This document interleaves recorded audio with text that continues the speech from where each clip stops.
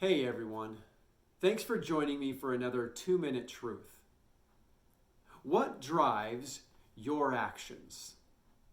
What drives your decisions? What drives the way you treat other people? In Matthew chapter 14, we see that Herod is driven by a number of things. He's driven by emotion. He's driven by fear. He's driven by lust. As a result of the things that are driving Herod, that are motivating Herod, that are determining and dictating his actions, we see people get hurt. Bad things happen. John the Baptist is beheaded in chapter 14 by Herod because he made a promise to what it was essentially his niece, who was dancing before him and pleasing him.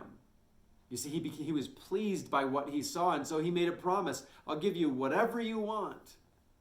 You see, when our actions, when our words even, are determined or dictated by things like emotion, lust, and fear, we do things we ought not to do. We make choices we shouldn't make. We find ourselves in really sticky situations. And so I want to encourage you today, don't be driven by things like emotion. Don't let emotion be what determines your actions. Rather, let the Word of God drive your actions. Let the Word and will of God motivate and direct you. The Word and will of God will not lead you astray.